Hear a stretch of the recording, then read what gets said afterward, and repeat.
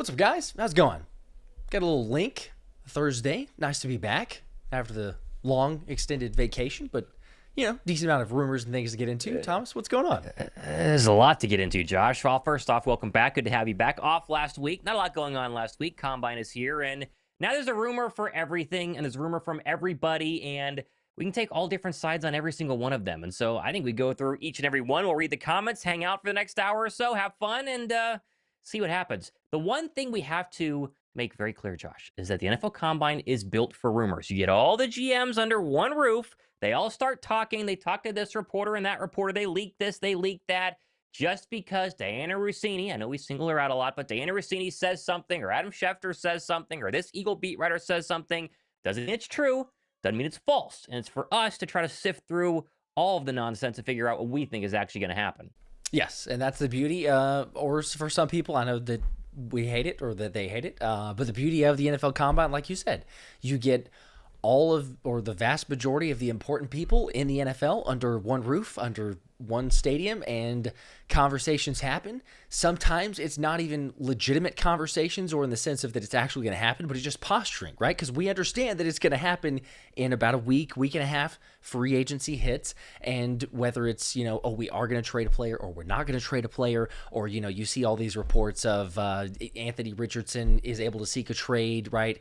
Right. You got Kayvon Thibodeau able to go seek a trade, things like that. But there's some that you see out there that it's like, yeah, like a Tremaine Edmonds, I believe, or Terrell Edmonds, Tremaine Edmonds, yes. And so he's like willing to go seek a trade. Well, it's because he's going to get cut if they can't find anybody. So, it's just like all these things that come out. But, if with it being the offseason, I guess it does give us something to talk about, speculate about, rumors. And I understand, I hear people in the chats, and we both get them, of comments like, oh, it's just speculation, hypotheticals, rumors. That's what it is. That's what everybody's playing through the roster building session of the NFL season. So, yes. Shout out to everybody else, though, in the chat. As always, appreciate you guys. Drop a like for us. Make sure you're subscribed. Crazy giveaways nonstop throughout the year and the off season. It is the off season, but, again, usually try to have as much news, recaps, keeping everybody up to date on what's going on. I don't know where we necessarily want to start. Tanner McKee was thrown out here by Zay Music as no more worth than a 6th round pick. That's interesting. It feels like a little more than that, but he is on the thumb. I don't know if we want to start with Tanner McKee and go from there. Well, let's just address that he's definitely worth more than a 6th. For Tanner sure. McKee's biggest problem is that he did play in a game this past year and did not look as good as he did in the 1.5 games he played at the end of 2024. He was really good in relief of Kenny Pickett versus the Dallas Cowboys, and fantastic in Week 18 when they pretty much lit up the Giants' defense. Again, it was backups, but still, he was not as good this past season. It's tanked him a little bit. Had he not played at all this year, Josh, I think the Tanner McKee aura would have really started to rumble right now. But the big factor is that this is the weakest quarterback offseason if you're in need of a quarterback in recent memory. I mean, the draft is full of Fernando Mendoza, who the Raiders are obviously going to take, and then a bunch of guys you kind of go, do you like Carson Beck? Do you think Drew Aller can recover from his injury? Are you a huge fan of Ty Simpson's 5 career starts at Alabama? It's a little more, but still.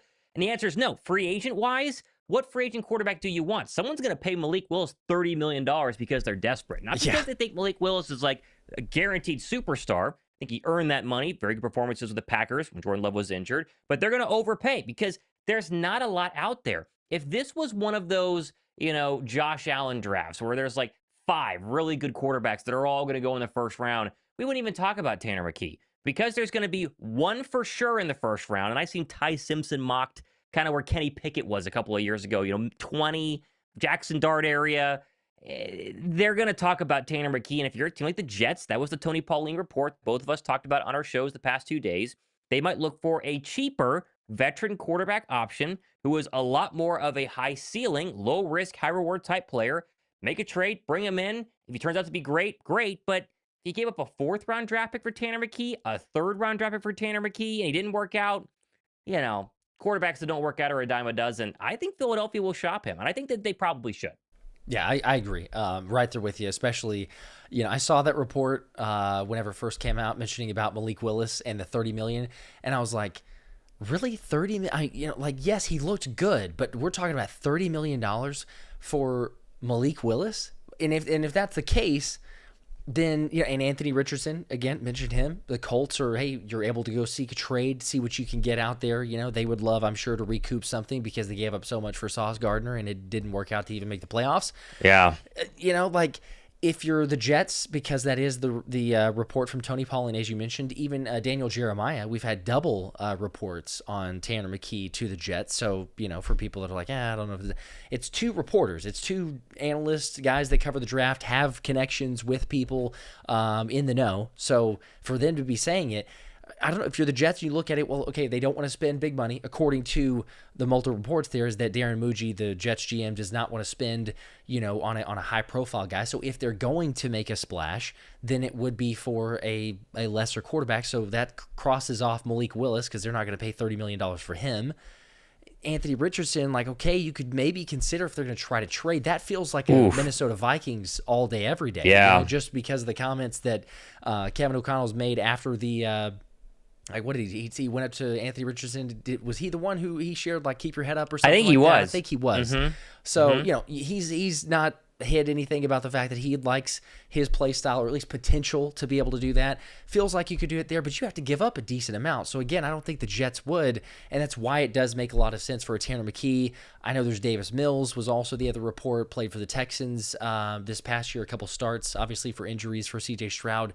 He's another guy, it feels like you could take your pick between the two, Tanner McKee or him. It's a risk either way. For us, I would be okay with it. If it's a second round pick, sure, absolutely sign me up. For sure. You're like, okay, hey, what are we doing? For sure. Automatic. For a second. Third round pick, the Jets don't have one this year. If it's a third round next year, I know the way the math usually works is that equates to, 1 round back, so it's like a fourth round pick almost because you're doing next year's third. But even for that, I'd say, you know what, fine. I think Howie's proven, at least to me, I'd be like, Howie's proven that he can go and find somebody else. Yes, Tanner McKee is great to have as a backup. We understand the importance, maybe more than any organization, of the backup quarterback. But if you're able to get that type of draft capital and what we've seen Howie do, I'm okay with it, especially because this is a little bit of a weaker draft holistically. There's some positions that are good, but I would take for next year's draft. Well, and you got to remember that Philadelphia only has so much more time left contractually with Tanner McKee. I know he's very cheap right now. You don't have to get rid of him. But if you want to maximize the value of Tanner McKee, you will have to trade him eventually. Because if you're Tanner McKee, all he needs is a chance to start. And he doesn't have a chance to start in Philadelphia because of Jalen Hurts. And so he will walk when his contract is inevitably up in, a year, 2 years from now. They're not going to be able to re-sign him because somebody else will pay him money. And so you might as well get something for him. That way, you don't twiddle your thumbs and he sits on the bench for another 18 games and then he just pieces out for absolutely nothing. So it's not a big deal either way. If they keep him, we'll say great. They have their Nick Foles backup in case the worst were to happen. Who knows if he can actually play at that level? We'll maybe eventually find out. Hopefully not. Or they trade him. Some people will say that's ridiculous, but you could go spend a 4th-round draft pick on a quarterback, a 5th-round draft pick on a quarterback, go get some free agents, go trade for somebody. I always made a lot of quarterback trades for backups the past couple of years. He got rid of Kenny Pickett. He brought in DTR. He made a trade for Sam Howell. Gee whiz, they did a ton of different moves at backup quarterbacks. So to me, it's not a big deal. I think the bigger deals right now are what's happening with the key free agents internally and where we're starting to kind of hear the rumors of who's staying and who's going. And that pivots well to where we're at with Dallas Goedert, Nakobe Dean, and Jalen Phillips. Those right now are your big three, Josh. And it feels like, I said on my show today, the rumblings out of the combine, which we started the live show by saying you can't believe everything that you hear. If you were to believe the overall majority rumblings out of the combine, it would be keeping Jalen Phillips. Nakobe Dean has a 0% chance of coming back. Not a surprise. And it's likely Dallas Goedert is also gone as well. That would be my guess right now if I had to bet based on the reports we're hearing out of the NFL Combine.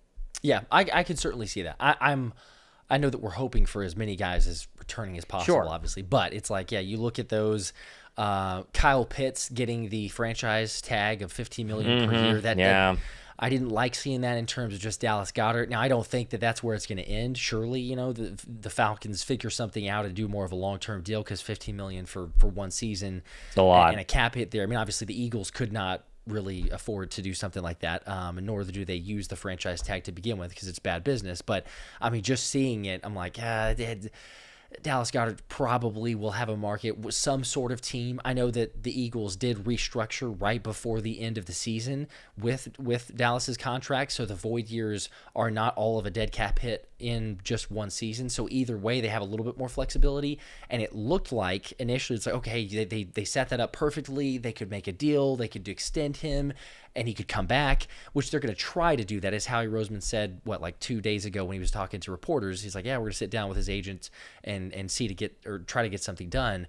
But yeah, I'm leaning towards that being the case. And, like if it's Jalen Phillips, because I've seen a lot of people say this too, reporters that are in the know of talking about, like, it feels like the Eagles are trying to maneuver or do whatever they can to retain Jalen Phillips, and then everything else is any other player to come back would be gravy. It's like if you could get Jalen Phillips, that may be it. It may be Jalen Phillips and all the other free agents we talk about being gone. Reed Blankenship, Dallas Goedert, Nakobe Dean, just gone. But if you get one more of those back, then hey, you know what? We're feeling pretty good. But it does seem like Jalen Phillips would be the number one target, especially because, I mean, you look at this free agency class or the groupings there, there's not a lot. I mean, there's a couple, but they're like the top tier that Howie's not going to pay that much for. You're right. You got like a Trey Hendrickson, but you're not going to pay that much. So if you look at the realistic guys that he's going after, it's either you bring back Jalen Phillips because he works. Otherwise, you're taking a gamble on some guys, or you go through the draft, but they only have 3 guys on the roster right now anyway. I mentioned it in the show yesterday: Nolan Smith, Jalix Hunt, and Jose Ramirez. And I got a lot of comments going, who the heck is Jose Ramirez? I'm like, exactly. Like, who is this guy? You need 4 or 5 other edges to come back, and whether or not you want to classify BG as one of those, I mean, he's probably going to eventually get that deal done. But still, you need multiple guys. So I'm with you. I feel like JP. Mauricio, by the way, appreciate the 2 for the super chat, says, is it possible to sign Jalen Phillips and Bradley Chubb? If it was an or on that question, I think so, but not an and. Well, if Bradley Chubb wanted to take the biggest discount of his entire career, then sure, but he's not going to, right? He'll take money somewhere else.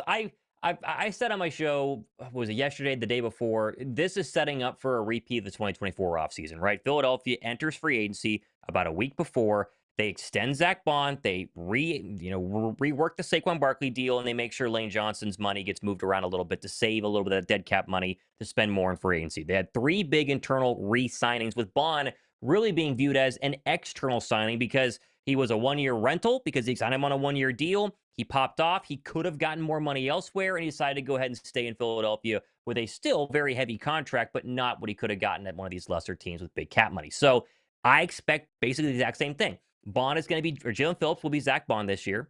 Then you have Jalen Carter and Jordan Davis are going to be obviously more expensive, but in the same essence as Saquon Barkley and Lane Johnson, right? 2 of these internal guys they want to lock up long-term. We know that Jalen Carter is going to get $100+ million. We know Jordan Davis will be cheaper, but still north of 12, 15, 20. I've seen those numbers kind of flop around at 17. Those are the big 3 that they're going to have hopefully done in the coming weeks here, because March 11th is where things kick off, and you do not want to have a scenario where Jalen Phillips, if they like him that much, I think that they do, hits free agency and sees the kind of money that could be thrown around by other football teams that have $100 million in cap space. Then it'll be exactly as it was last year, where they're going to go bargain hunting and they're going to throw a lot of mud on the wall and see what sticks. And last year, Josh Uche, and you're like, okay, he was good a couple years ago. What does he do? Azeez Ojulari, okay, good a couple years ago. What does he do? Adoree Jackson, 3 of the biggest names that they signed. 1 worked. Like, Uche kind of worked there in the beginning, and then he couldn't even get on the active roster towards the end because they obviously had Jalen Phillips, and it proved that Uche was not going to be anything close to that. And I think they're going to do the exact same thing. And we're going to sit here on our shows and go, okay, this guy was really good this season. He was not really good this season, but he's very cheap on a 1-year deal, and he plugs a hole of need. We'll wait and see the draft does and go from there. I think they could bring back Adoree Jackson. I think that they will look at Adoree Jackson and go, are you sure you can get a lot more money elsewhere? You fit in the Fangio system. You played pretty well at the end for the Fangio system. We can still draft your replacement and have him wait in the wings, and maybe he takes over, maybe he doesn't. But I could see Adoree being another one of these internal guys that shocks us by like, oh yeah, we should keep Adoree Jackson on a 1-year super cheap deal because we're not going to go out and get a big name cornerback unless they want to spend money for Denzel Ward. And I just don't think that they're going to do that, unfortunately. So I think the 2024 offseason is going to be an exact duplicate, or 2025 offseason, whatever, It'll be an exact duplication of what's going to happen here in 2026. We need to be ready for it, and we need to hope that they hit on maybe a couple more of those cheap one-year contracts because they really only hit on one. Yeah, it's. I mean, I hope that they can. It's hard I'm with to you do. as far. It is, yeah. But I'm with you as far as like how he's going to take some swings at these lower salary guys. You know, he's going to have some guys that we pay a lot, and you look at that middle class, so to speak. There was only like what 2 players. I think Zach Berman had an article about it of like players making from $7 to $15 million dollars per year, and it's kind of the reason. It's like, okay, you have a bunch of star players, and then you have a bunch of like vet minimums, really low guys taking risk or chances on guys who are trying to prove themselves, something like that, and then a couple of those middle tier, but hardly anything. So it makes it a whole lot more difficult. I am hopeful that, you know, they can get something done. Really, I think it comes down to Jordan Davis and getting that extension, because we've talked about this before, but if they could get an extension done, they can free up another like $9 million in cap space. And so if you could do that, the Michael Carter cut seems like a foregone conclusion. At some point we'll hear about that, because that's another $9 million or a little bit more than that. Yep. That's, you know, together between just those 2 moves, it's $18 million or so. And then you're looking and going, okay, well, it's about almost 40. Like you're close to 40 based on moves that Howie can make to free up cap space. And that's enough to, you know, get some business done. But before then, you know, if it's JD, he's got the 5th year option, so it's not like he's a free agent yet. But I wonder if his agent is even going like, because I would imagine there's been some conversations, but I'm just wondering if his agent's like, yeah, we're not even going to really like explore anything yet, and let's just see what a defensive tackle makes in this free agency class. Let's see what an offer comes to, right? Because then if he can get a better idea of, oh, okay, so you know, you got a guy that's making X amount of dollars, well, then let's see what you can offer me here. Because initial projections were like $17.5 million a year for Jordan Davis. And I think if that's the actual cost of doing business, everyone signs up for it in a heartbeat because of what we saw and his progression. But that remains to be seen. And again, all the guys there deserve to get a bag. You know, I want them to do that for the best case scenario for them, for their families. It makes sense. At the same time, though, it does make you appreciate a lot of times the guys who are willing to take, even if it's just a couple million off because of a team-friendly discount. Jalen Phillips, will he be willing to do that? You know, that question there. Him and his fiance are pregnant with a boy, soon to be. I saw that post. So, Yes. you know, like if they loved Philly, if they loved the area, maybe it's enough to go, yeah, we don't want to try to move too much. Although I think that picture was maybe somewhere in Florida, if I'm not mistaken. So I think it was too. Yeah. Somewhere else. But we can hope, we can dream. Darth Panda, member for 9 months. If Malik is worth 30, then McKee could pull a second. I think so. If Malik Willis is 30 million. I think if a team was desperate enough, right? Like let's say you're the Jets. You're not going to spend your first round draft pick on a quarterback because there's not going to be one. And then the second round comes around and the guy you like isn't there, right? Maybe somebody reached for Carson Beck and Carson Beck was your guy. Maybe on day 2 or 3, you pick up the phone and make an offer for, as you mentioned, a 2027 third round draft pick for Tanner McKee. Now, should they do it earlier the way Philadelphia gets to 2026? Yes, but I think that if someone is desperate enough, then they could offer, you know, a third. Second seems very high, but it is a quarterback, and it's a quarterback that has, you know, a lot of momentum behind him.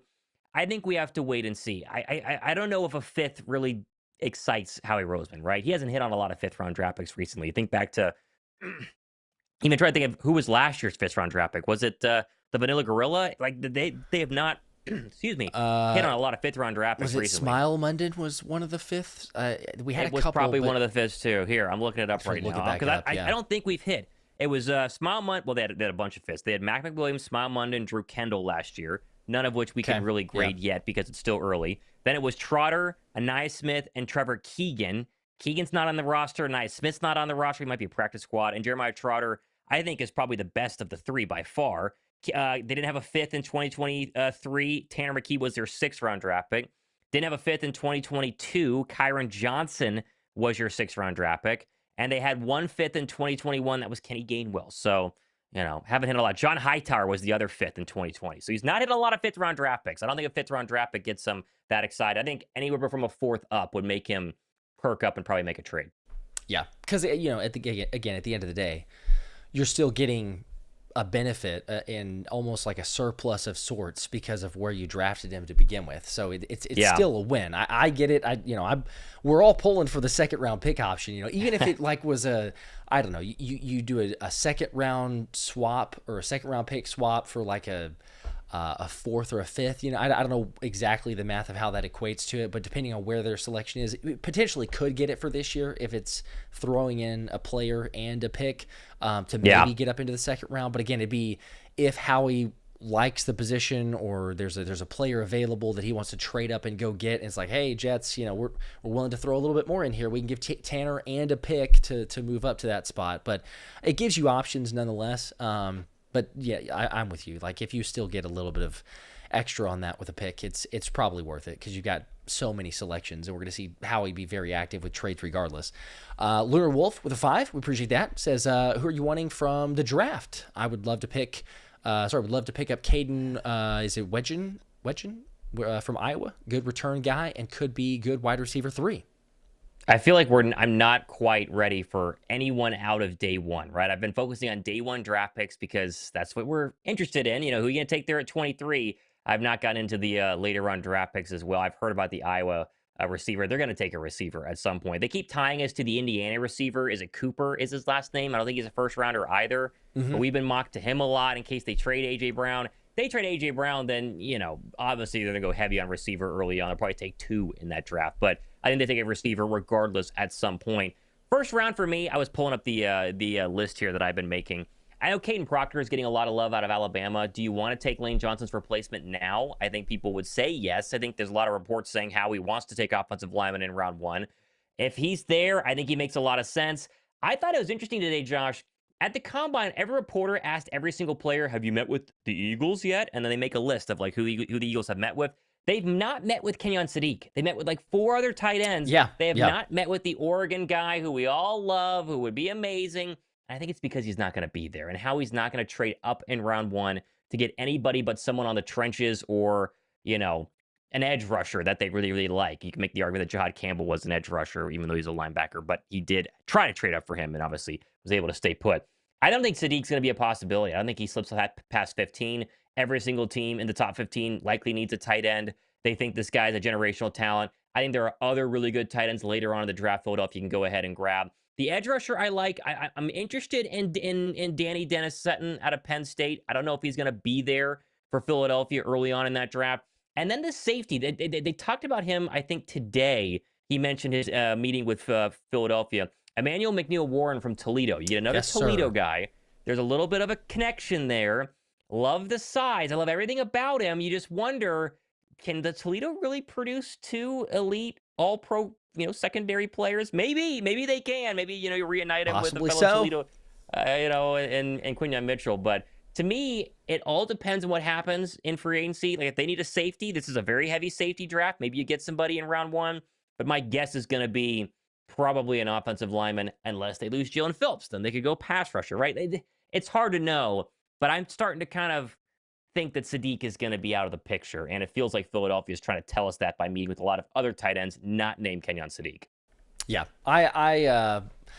There's a couple different guys. I'm with you as far as just looking at some of these prospects and most likely being in, or just, in like day 1 for selections there. But they obviously still have a ton of time, because of combine visits, they're going to bring in a certain amount of guys. That doesn't necessarily mean also good people point. That are, like, oh, does that mean that it's off? It's absolutely not off the list. But in fact, last year was, this is a little bit different, but still like top 30 visits. Normally Howie drafts off of the top 30 visits, and it was the first draft in forever. Basically. That's right. There was not a single player that he took that was on the top 30 visit. So we'll keep an eye out on that because it does usually matter. It doesn't always because it got broken, that theory for last year.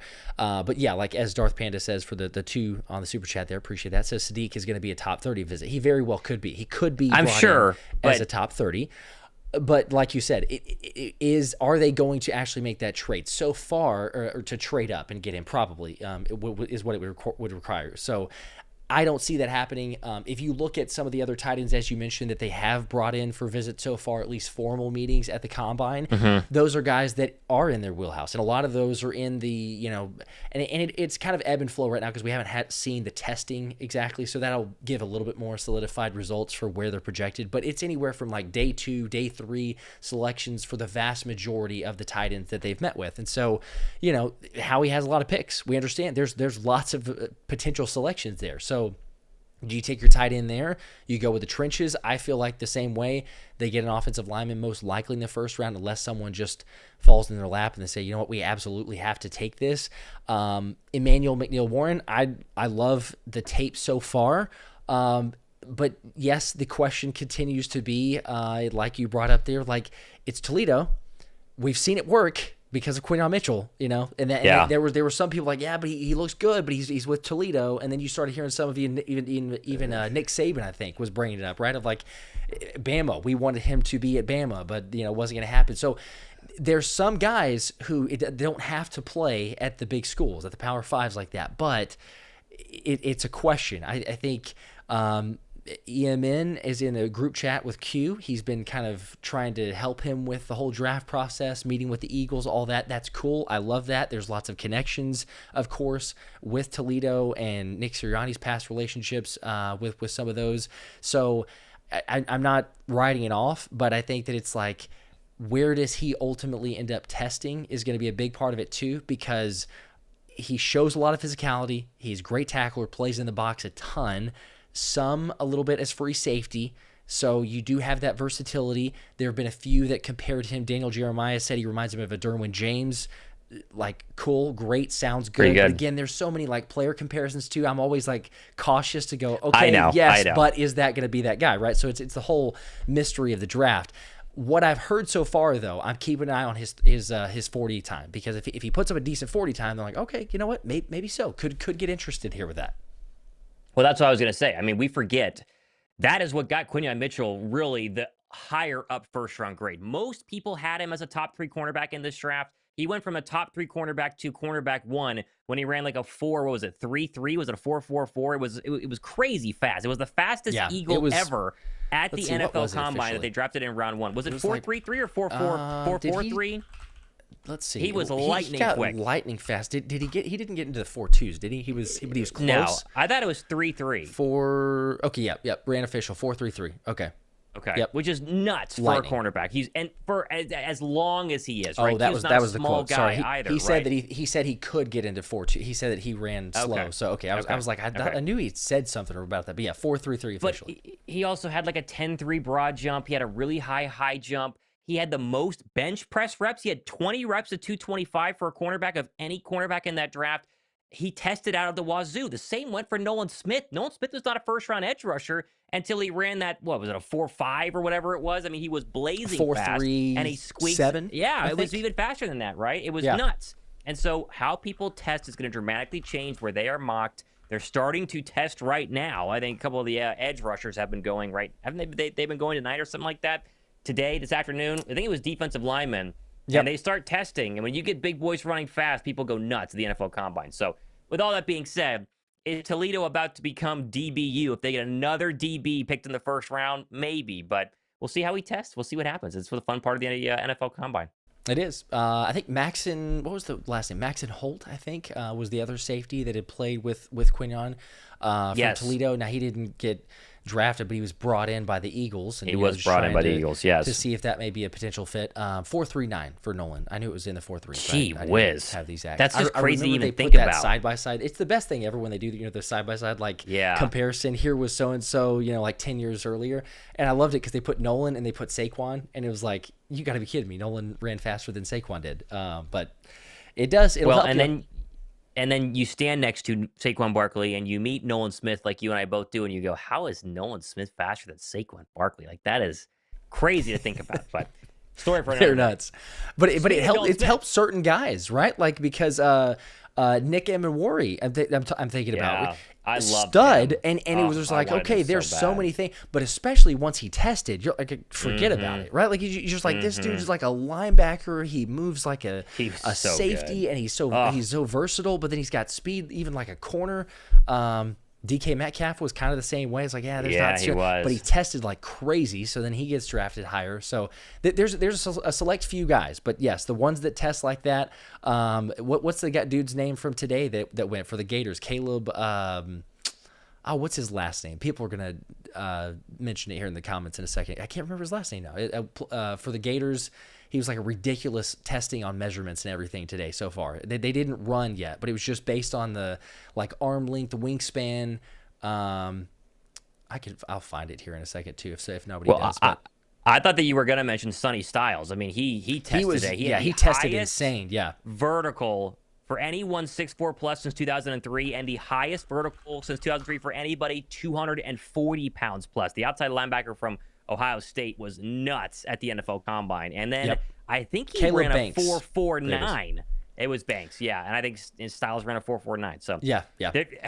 All these defenders, they're getting bigger and stronger and faster every single year. And I'm telling you, it's the reason why people were looking at Jahan Campbell. Now, he obviously wasn't testing at the NFL Combine or didn't test crazy well because he's coming off the injuries. But I think if he would have been healthy, Jahan Campbell would have gone a lot higher than 31 because he would have tested out the wazoo because he's a freak. We've walked past him at the Novacare Complex, and he is like 50 times bigger than Nakobe Dean. And Nakobe Dean is stocky and strong and fantastic. But you meet Nakobe Dean, and then we walked right past Jahan Campbell, and it's like, holy cow, that guy is big. He is thick, physical looking, and there's a reason why Nakobe Dean is probably going to go elsewhere. One, the main reason is Nakobe Dean's going to get a bag from somebody. The Cowboys are probably going to be interested. I don't know if they can afford him, though. I think the Raiders make a ton of sense. One of our assistant coaches, and not only the Raiders defensive coaching staff, connection there. They got a lot of money.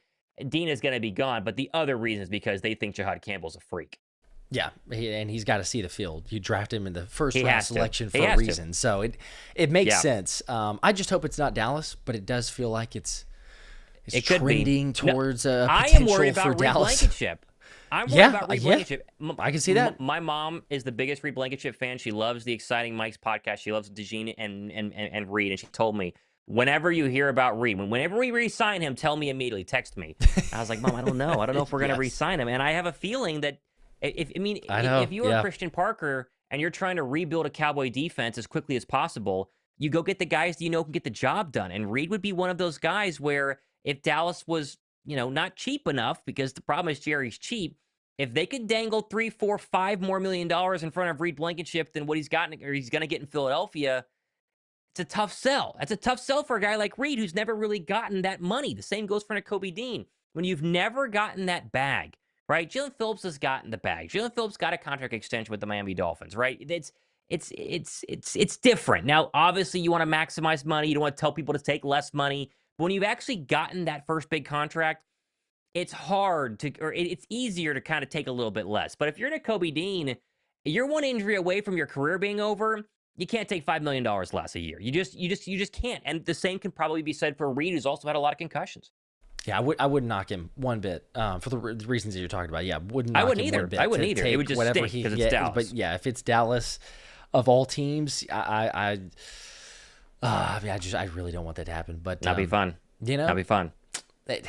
Reed feels like there's a maybe, there's a possibility. Like Nakobe, it just feels so far out there of a pipe dream for him to return because of what he's going to get and also the surplus of linebackers that the Eagles have, whereas Reed is one of those of what does the market see him as? Because he's had moments where he's looked good, and then you also go back and look and see like there's several instances of his coverage that was not good at all. And so, if someone go, well, he's undrafted, and he showed something one year, but then this past year a little bit up and down and inconsistent. Was that more of scheme-wise? Was that working with another like inexperienced safety for Andrew Makuba, not really having a surefire CB2? It took Adoree Jackson to get a little while to get acclimated. So whatever it was, there was some inconsistency there, and maybe the league views that and says, we're not going to offer him necessarily as much as what Philly is expecting or a lot of teams are thinking, and then maybe Reed could come back. But his seems like there's at least a percentage out there. It may be a small percentage, but for him to come back, whereas, I think Nakobe, as sad as it is, I think it's kind of a foregone conclusion. So it is. Just not Dallas. It is. Just don't be Dallas. Just don't go to Dallas. I'll be okay if it's not Dallas. I totally agree. Caleb Banks, by the way, I mentioned that a second ago, but was the person that was the player that was talked about, the interior defensive lineman for Florida. But yes, yeah, almost a perfect 10 on the relative athletic score. So not too bad. Not too bad of a performance. He tested over 90th percentile in 4 of the 7 combine categories: height, weight, broad jump, arm length, and vertical jump. Actually, and hand size was right about there. So that sounds pretty good. Yeah, I mean, yeah, for a guy who's 6'6", 335 pounds. I mean, it's pretty good. Not too shabby to have those. Pretty good. It's the crazy thing though, and I think somebody posted this earlier today, was that so he's that big of an individual, which is actually a little bit smaller, a tiny bit smaller than Jordan Davis was when he showed up at the combine. Yeah. But so Caleb ran a 5:05 40-yard dash time, and that equates to what would be in the relative athletic score a good grade.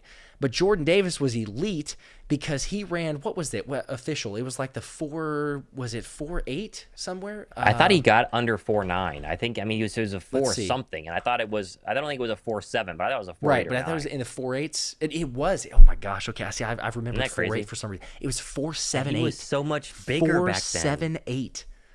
He was a chunky boy. I mean, until this past season, he really slimmed down, and he was running that fast. Imagine what he could run right now. Very interesting. I would say, yeah, it would be interesting to go test him out. Jalen Carter had said that JD was faster than him back whenever we were at training camp. Remember, it was kind of him talking about, oh, JD slimmed up and stuff, and they do the box drills and whatnot. They're like, oh no, JD beats me. JD's faster. So I say just go ahead. Make the extension, get it done. Yeah, I would too.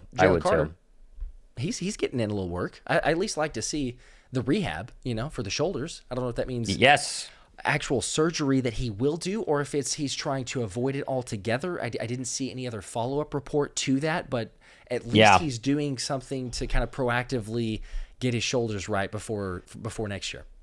Yeah, I talked about it on my show today, right? He posted his first since the end of the season Instagram video of him working out. And it was a full shoulder workout, by the way. It was a full body. He was doing all sorts of shoulder stuff there.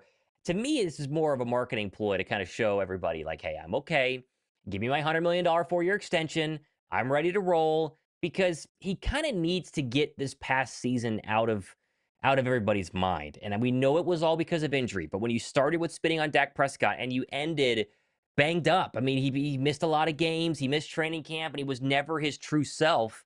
I think a lot of Eagle fans, not correctly, are saying that, maybe he's not the guy we thought he was.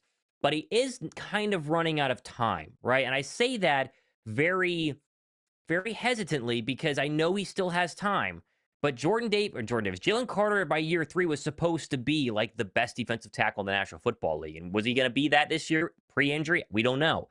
But he does need to, I think, elevate back to the level that we see at times. The Buffalo Bill game was fantastic. And then a couple of games prior, he was non-existent. It's like, we need him to get back to being the most dominant player on the football team.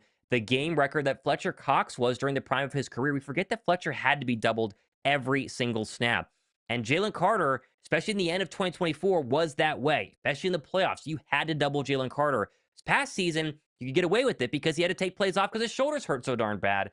And so my hope is the shoulders get right. He gets the extension, the motivation is there, and 2026 becomes the year of Jalen Carter where he completely takes over the league and is the best defensive tackle in the NFL. Because he can be that. He 100% can. Oh, for sure. Yeah, he absolutely can. We've seen it was infuriating last year, like you say, just to know what he could be, and then the injury. Yeah. But then, the question was like, okay, we knew about this, or he knew about this for the entire offseason. So, our question was like, well, why wasn't it addressed? Was it like, I know, oh, well, you could get surgery, but maybe there's an alternative route. And I'm all for, don't go under the knife, right? Like, I get that. Sure. But like at some point, where was the fine line? Because it felt like they should have known this before the regular season started. The way that he played, as poorly as he played, I mean, heck, Zach Berman's article about it, I don't know, it felt like it was right around Thanksgiving or whatnot, was that he couldn't even do a push-up. Like, that's how bad his shoulders couldn't even do a push-up. So it's like, look, bro, if you can't do a push-up, how are you expecting to move 350-pound O linemen? Like he used to just toss them aside. So I'm with you. Yes, he needs to get back to being the bread man, being the game wrecker that we know that he can be, because it also makes life a million times easier for the edge rushers, for everybody else around him. And so it kind of makes you, I've seen these comments out there as well, of like, kind of relating to Jalen Phillips. There's some, it's a vocal minority, but it's a vocal one in saying like, stop pushing Jalen Phillips because he didn't do anything. He didn't move the needle. He wasn't an impact player. And I'm like, do you realize that the Eagles were top 5 in sacks after Jalen Phillips? Yeah. And before Jalen Phillips, we were really struggling to get sacks. Now, was it what we would want? No, because it kind of trickled off towards the end of the year, and it didn't end up showing itself as much in the playoff game. I get that. But Jalen Phillips did make an impact. It was very noteworthy because of the pressures that he got, and even if he didn't get the sacks necessarily, it was helping Jalix Hunt. Jalix Hunt was winning a bunch of pass rush reps. Yes. He didn't have somebody else on the other side to push the quarterback his way or contain for him to be able to get the sack. So I'm like, that was a big emphasis. But then just imagine if Jalen Carter was needing to be doubled every time, because he wasn't last year. Like, he was double teamed, sure, but he wasn't required to be double teamed near as much. And so if he's back to the level that he is, like you're talking about, Moro Ojomo took a huge step, and that was with Jalen Carter not being the guy that we know that he can be. If he is, Jordan Davis took another step too. Like, this has a really good potential to be one of, if not the best defensive lines in football, but it really starts again with Jalen Carter. So I'm right there with you. It's a positive first step. I just hope and pray if it's an alternative route to surgery, okay, fine, like get 100%. But if they're going along and it's like, you know what, hey, this thing's not really getting to 100%, we may need to get some shoulder procedure, then just go ahead and get it taken care of. Because he did have the, whatever it was, the not the scope, I don't think, but whatever, close. It was the minor, it, right? Whatever it was. The minor procedure. But if it needs full-blown surgery, like if that's going to be what's required, get it taken care of while you have time. We don't need the, getting into training camp and, oh, hey, Jalen Carter's off to the side today. He can't practice because of a shoulder injury. Then we're talking about something else entirely. So, Demons with 5, what's up? Appreciate that. Says, fellas, what's up? Good to see you. Good to be back, too. I know we missed the stream from last week, but shout out to you guys. Who is that? Jay Davis. Oh, you need a drug test immediately for saying that? Who is that? Is that, I think talking about somebody else. Trade JC for Max Crosby and a 3rd-round pick. Yeah, Trenton, what are we doing? Trade Jalen Carter for Max Crosby and a 3rd-round pick? It's wild. Crosby, the Crosby hype has died down, understandably, and probably for a good thing, but people are saying put Trenton on a timeout for that one.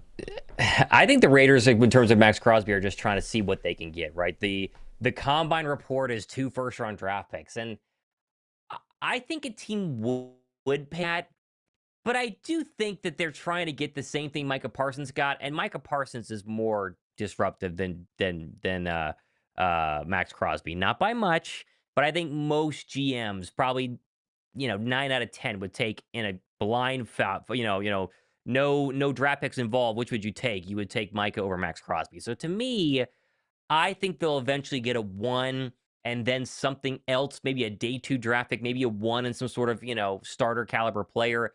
2 first for Max Crosby seems a little bit steep, and I don't know if Howie's willing to pay that. Although everyone is saying that it'll never happen.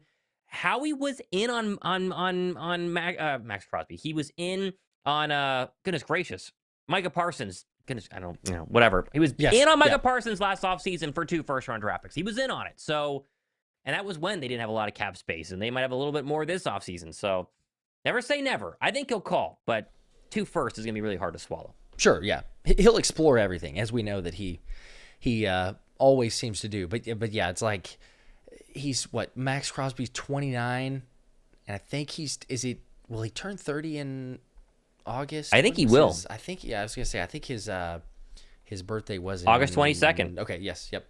So, a 30-year-old versus Micah Parsons, there's a couple years difference 26, already, and then combined with the disruption, even if it's small, if you want to argue that. But yes, I agree with you. There's a difference of, hey, we're trading for X player, and we're willing to give you 2 first-round picks or whatnot.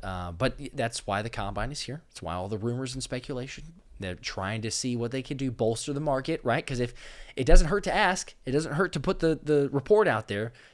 Searching for 2 first-round picks and a player.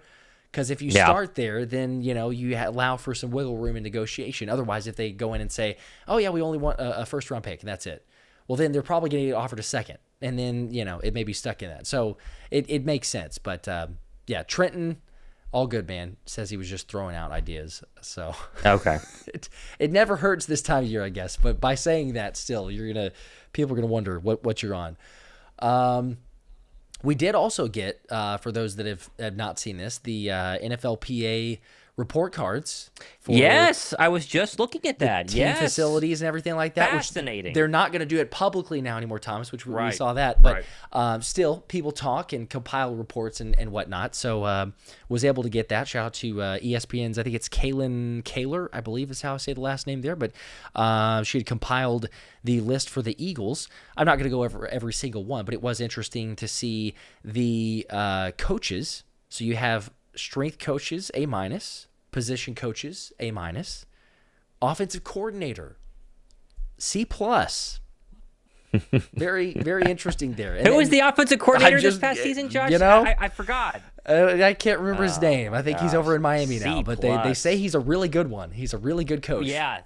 By the way, C+ was the lowest you could grade an offensive coordinator out of all 32. There was A, B, C was the lowest. And then there was Chip Kelly, who got an F- for the Raiders offensive coordinator. An F-. That's how bad it was for the Las Vegas Raiders. Clint Kubiak is going to be so loved there. But completely. Basically saying that besides Chip Kelly, Ken Patullo was very low on that list. Which, that seems to reason. Did you see the report on Chip and calling plays that weren't on the playbook? Did you see that one from last year? It was yeah. He's like just off the top of his head, and he's so getting bad. the play call in the huddle, and guys are like, "What is this play? Like, we've never called this. This is not even in the playbook." Unbelievable. So, F-. No wonder it's an F-. Dude, just cashing the checks and showing up on a Sunday, going like, "Yeah, we'll figure it out. We'll call plays that don't even exist." Crazy. How the mighty have fallen. At one point, hot commodity. He still landed a job, which is, I don't know, impressive in its own ways. But defensive coordinator, A+, of course we know that. Big fan. Shocker. Special teams, an A.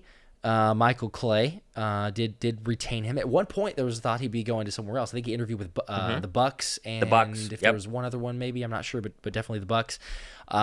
Nick Sirianni got an A. Say what you will about him, but players and voting got an A. That was big. Yeah. And that kind of backs up, or at least, I don't know if it backs up, but it does kind of go against the whole idea of what does Nick Sirianni do? And, obviously he doesn't do the offensive coordinator well because Ken Patullo was a C+, but he does interact well with the players. And this is what they do say. They do say it publicly. When they're asked, even ex-players are like, no, Nick's cool. Like Nick's fun to hang out with him. We've hung out with Nick Sirianni. We thought he was cool, right? I mean, it's not a shocker that even though he's kind of dorky and goofy in press conferences, he's not a great public speaker. But one-on-one, he does a very good job. And so I'm not shocked that it's an A. But it does show you that they put the blame, this is from the players, on Kevin Patullo and not on Nick Sirianni. And also is why we think back to the Raider week, Nick Sirianni was going to get more involved, and the offense did technically look better. And we were like, oh, maybe he does do something. So it was interesting. I would have guessed that Sirianni would have gotten a B. The fact he got an A, okay, it tells you something. It does. It just tells you that the media pushes a lot of narratives, and I know a lot of us want Nick Sirianni fired. You and I both have called for that in the past. But what happens in the building is very different in terms of perception from the outside. I think A.J. Brown is the exact same way, even though I hate talking about the A.J. Brown trade drama. I haven't seen a comment on it because people don't care, or they're at least tired of it. But I think the perception on Sirianni internally is a lot better than people realize. Yeah, he just doesn't know X's and O's, which is fine. Yes, which is fine, but it's also a problem when they're struggling with X's and O's. Yeah. And, but hopefully... credit to him. Sean Mannion's in. He allowed it. That's true. He seemed to spearhead the hiring, and, changes here. It's going to be something completely different. It was interesting, too, because the last 2 grades here that we'll go on, and then we can move on from a different topic or to a different topic, but general manager B and team ownership B. Very Howie interesting. Roseman, to us and to the collective media out there, to probably every other team. I mean, John Spytek, the Raiders GM, was basically saying like, "Yeah, I'm paraphrasing, but Yeah. basically scared to take calls from Howie because I wonder what he's trying to fleece me with." So, but that's kind of the general consensus. But players voting this it's just interesting. I mean, it's not bad; it's a B, but I just wonder if that's almost more so a grade of like, they don't interact as much with, because it's like, okay, hey, the deals get done. All right, interact with Howie, fine, that's it, move on. Same thing with Lurie. It's not as much of like how good is he at his job, versus players don't have the same perception or I guess interactions with Howie Roseman as like, hey, let's just grade holistically. How does Howie and Jeffrey Lurie build the roster, put together these things, stuff like that. But gotta be. Yeah, it was interesting. Shout out to Anthony DeBona in the chat now. Good evening, everyone. Been shoveling that snow. Everybody in the East Coast, hopefully you're goodness gracious, all right with the 30 inches or whatever of snow that fell. But Anthony's been putting in the work, a little overtime on top of tracking everything else. And if you haven't already, go to thephillyspecialshow.com. Yes. Anthony's got the tracker there. Every single visit that you possibly could want to know about that the Eagles have met, whether it was the Senior Bowl, whether it was at a Waffle House somewhere, whether it was at the NFL Combine, anywhere that they have met, he's got it in the tracker. So I don't know how he keeps it all together, quite honestly, but it's pretty impressive. Let's see. We had the bulk of the news there. I'm trying to think. Oh, the other one I was going to bring up here and mention, kind of going along with the Combine itself, but we already knew about Lane Johnson officially coming back. Yes. It felt like Landon Dickerson was about 100%, and we kind of have already been leaning that direction. But Landon did post on his Instagram and kind of making it more publicly official that he will be running it back for another season. So assuming he can get healthy, there's a whole lot of assumptions that we have to take from this, Thomas. But it's like if Landon can get healthy, Cam Jurgens is off in Colombia, I think it was, to get the stem cell treatment. We talked about Jalen Carter, of course, that's a different side of the ball, but still the offensive line, if they can get healthy, then you're only talking about, hey, let's draft a guy or two, try to beef up the offensive line, a little bit of depth. But if not, then, you're kind of sitting in the same situation we were this past year of like, what on earth is going on with the blocking? And I think that's going to be the real telltale sign of what they do in round one. If they go interior offensive line with Landon coming back and with Jurgens, going to Colombia for stem cells, and with Tyler Steen getting the approval of Howie Roseman yesterday at the NFL Combine, if they go 23 overall, interior offensive lineman, that tells you that they don't have a lot of faith in 1, 2, all 3. I don't know, but they want to make sure they have a replacement, because the whole problem last year was they didn't really have anybody to slide in whenever Landon Dickerson's back was hurting or Cam Jurgens' back was hurting and Landon's lower body was hurting, right? They didn't trust any of those guys. So if they go external in terms of, a right tackle, then it's a Lane replacement, which makes sense as well. But if they go interior, it's going to tell me that they don't trust one of those three. And if it's center, if it's a guard, it's probably Landon, obviously. I think they're going to get offensive linemen, as they always do, all over the draft. But that first-round draft pick, I'll be surprised if it is not offensive line. I will be very interested and surprised if it is an interior guy, because that would tell me that they're not so sold on Landon Dickerson. Yeah, which would be kind of surprising. But it would be. We've seen crazier things, I suppose. With the injury history and all that, I mean, maybe if a guy fell to him so far, where it's like, what, just best player available, essentially. Like, we don't know how or why this guy's here, but let's just go ahead and take it. But even that would still be kind of crazy. We'll see. I mean, Mekhi Becton doesn't seem like it's going to happen anymore. You mentioned that on your show earlier, kind of covering Probably that not. topic. But yeah, not a mutual interest. The Eagles, and I think we discussed this a little bit, though, already, just like kind of reading the tea leaves when Jeff Stoutland was not going to be returning. We're like, oh, well, that probably changes things as far as what Mekhi Becton would be.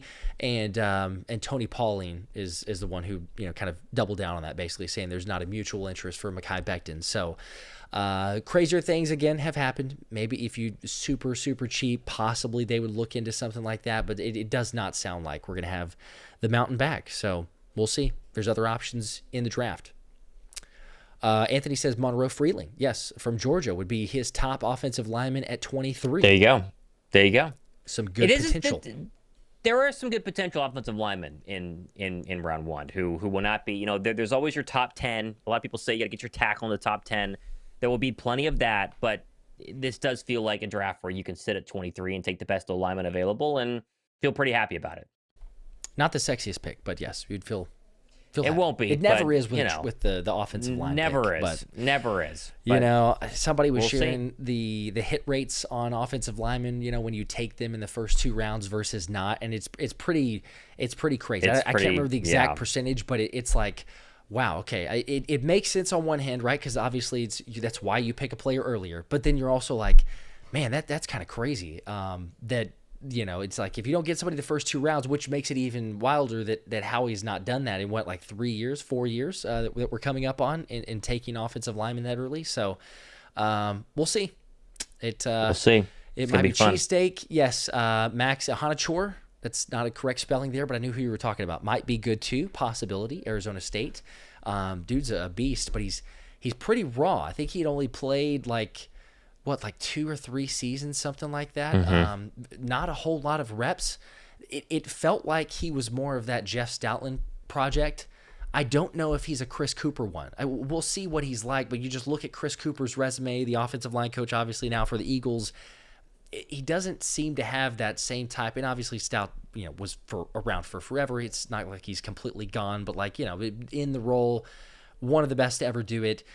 But you see what he did with like a Jordan Mailata and taking a guy who's not been. So immediately you look and say, hey, just give me these athletic guys who, even if they don't have great skill set, or maybe they have bad technique, or hopefully the best case scenario would be that they're just raw and they haven't been experienced to it. So at least they don't have bad habits. They just don't know what they're doing out there. That's like the best case scenario. But you look at, and that felt like a Max Hanachor. I don't know.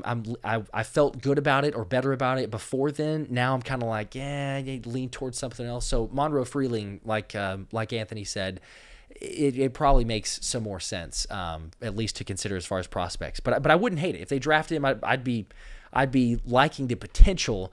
I'm just questioning, can Cooper get even 75% out of players what Jeff Stoutland was able to in terms of just, productivity and kind of that teacher, and as far as the technique, because it feels like Cooper, the players who have done well have been those higher selections. He didn't have very many whenever he was in Minnesota, but it's like, okay, cool, but you also didn't develop, those lesser players, at least to the same extent that Jeff Stoutland did. So we'll see. Last couple here before we wrap up. Got one from Finn Copeland with a 5-bomb. Appreciate that. Thank you. Says, hey, I haven't been paying attention, but was wondering how real the AJ Brown rumors. Sorry to bring up an annoying topic. We don't have time for that.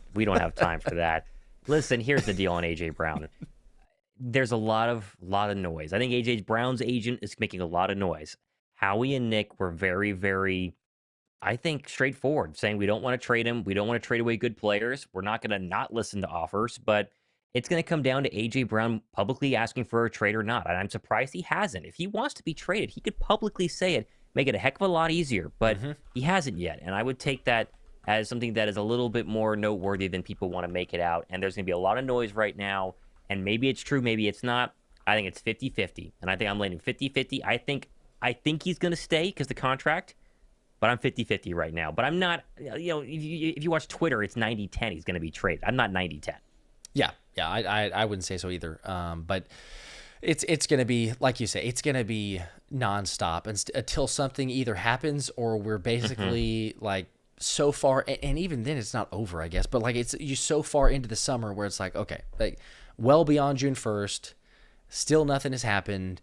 Not really going to get some equity there, and they're just moving on, right? And there's no drama, and you're just getting some sort of excitement there. But it's going to be. I mean, Mike Vrabel, kind of the comments that he made. I saw some people mention like, "Hey, is that tampering there?" Like he's kind of getting awfully close, like it, to cut. It's okay to have conversations with players, but like to what extent, when you're talking about, especially when someone's struggling and with another team, like I don't know. But yes, it'll continue to happen. Howie's going to get calls, regardless of if AJ's requesting trades or not. Howie will absolutely get calls. You can guarantee yourself that. And we'll see. But as far as percentage wise, yeah, like I'm probably. I don't know, 60-40 in terms of where that goes. And I won't tell you what the 60 is, so you can just guess for people out there. I'm not going to put that on myself. But 60-40 in some sort of range. All right. I think that was, last one from the member. Kelly Greenbirds with a member for 18 months. 18 months. Let's go. Appreciate that. There's a large gap after, I can't really ever pronounce this one. It's the Penn State Ioane, but the first one is what? Oliva Vega. I can't ever really get that one, but I know he's the Penn State dude. That's kind of how I refer to him as, Oliva Vega Loane. Yeah, that's a hard one. Sounds Let's good. hope we don't take him. Palapulviati Vitae all over again. Yeah, I was gonna say. Gracious. Otherwise, but yeah, there's a large gap after that dude, Penn State guy. Sure. There you go. There you go. But we'll see. That's the excitement. Yes, we will be doing mock drafts as we get closer. Had some questions there. As we get closer, we'll do some stuff, more breakdowns and all that. But more news to come, as always. Keep you guys posted as far as the combine schedules, everything else for that. And make sure, as always, like and subscribe. We'll see you on the next one. Go Birds. Go Birds.